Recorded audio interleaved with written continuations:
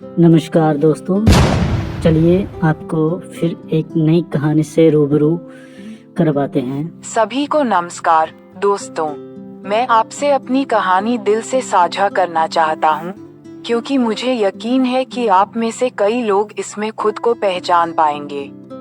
मेरा नाम राहुल है, मैं 29 साल का हूँ और दिल्ली में जन्मा हूँ। मेरी एक प्यारी पत्नी और एक छोटा बच्चा है और अब हम सच में बहुत खुश हैं और यही सबसे जरूरी बात है। मैं अपनी पत्नी से अस्पताल में मिला था। वह एक नर्स थी और मैं एम्बुलेंस ड्राइवर था। बचपन में जब मैं हॉलीवुड फिल्मों में देखता था कि कैसे इमरजेंसी सेवाएं मरीजों की मदद के लिए दौड़ती हैं, तो मुझे वो सब बहुत रोमांचक लगता था। मेरे पिता ने लगभग 20 साल एम्बुलेंस सेवा में काम किया, लेकिन कोविड-19 के दौरान उनकी मृत्यु हो गई।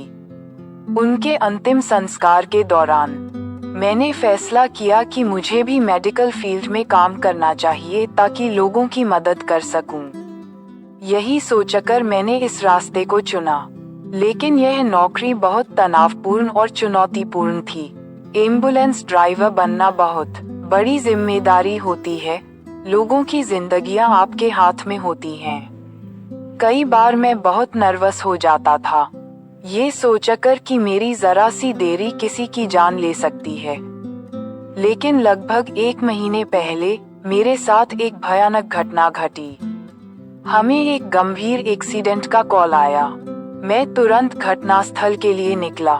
मैं दुआ कर रहा था कि समय पर पहुंच जाऊं, लेकिन दुर्भाग्यवश एक चौराहे पर मेरी एम्बुलेंस का एक्सीडेंट हो गया। शुक्र है कि कोई घायल नहीं हुआ। मैंने तुरंत रेडियो पर सूचना दी और दूसरी एम्बुलेंस भेजी गई, जिसने उस दुर्घटनाग्रस्त परिवार की जान बचा ली। अगले दिन मुझे मुख्य डॉक्टर के ऑफिस में बुलाया गया। पुलिस ने मेरी स्थिति की पुष्टि की, लेकिन फिर भी उन्होंने मुझे पूरी तरह दोषी ठहराया और मुझे नौकरी छोड़ने के लिए कहा। उन्होंने तुरंत मेरा इस्तीफा स्वीकार कर लिया। मेरी होने वाली पत्नी को जब इस बारे में पता चला, तो वह डॉक्टर के पास गई और पूछा कि इस स्थिति को कैसे सुधारा जाए। लेकिन डॉक्टर ने 2 टूक कह दिया, हमें ऐसे ड्राइवर नहीं चाहिए। मैं पूरी तरह टूट चुका था। मेरी मंगेतर ने मुझे दिलासा दिया और कहा, जो कुछ भी होता है वह अच्छे के लिए होता है। उन्होंने हमेशा मेरा साथ दिया।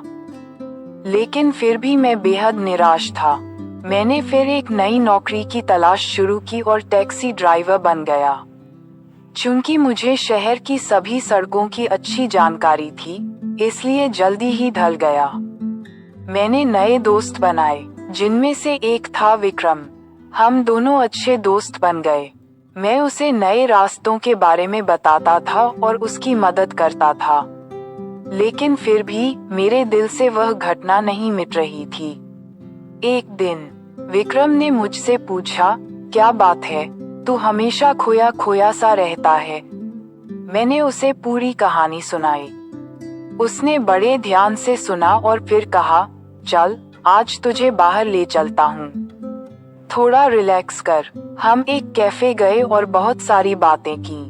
इस दौरान विक्रम ने अपना फोन निकाला और मैं देख सकता था कि वह किसी ऐप में कुछ कर रहा था। मैंने पूछा, क्या तू गेम खेल रहा है?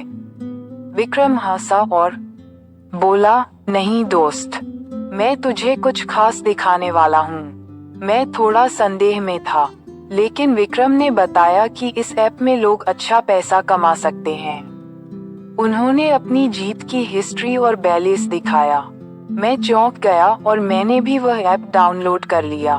विक्रम ने मुझे रजिस्टर करने में मदद की और हम दोनों ने एक छोटा सा डिपॉजिट किया। मैंने पहला गेम खेला, लेकिन हार गया।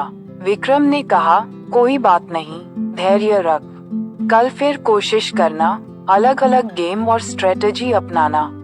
उस शाम मुझे बहुत अच्छा लगा, क्योंकि पहली बार मैं अपनी परेशानियों से थोड़ा दूर हो पाया था। अगले कुछ दिनों तक मैं इस ऐप पर छोटे मोटे गेम खेलता रहा। हाँ, कभी हार होती थी, लेकिन धीरे धीरे मेरी जीत भी बढ़ रही थी। पर कल रात कुछ ऐसा हुआ जिसने मेरी जिंदगी ही बदल दी। काम के बाद घर जाते समय मैंने अपने फोन पर एविएटर गेम खोला। पहले कुछ स्पिन्स में हार गया, लेकिन फिर घबराहट में आकर मैंने मैक्सिमम बैटिंग कर दी और फिर चमत्कार हो गया। मेरे सामने बोनस राउंड खुल गया और मल्टीप्लायर बढ़ने लगे। 2,70,00,000 रुपये। मैंने अपनी आंखों पर विश्वास नहीं किया। मैं खुशी के मारे रोने लगा।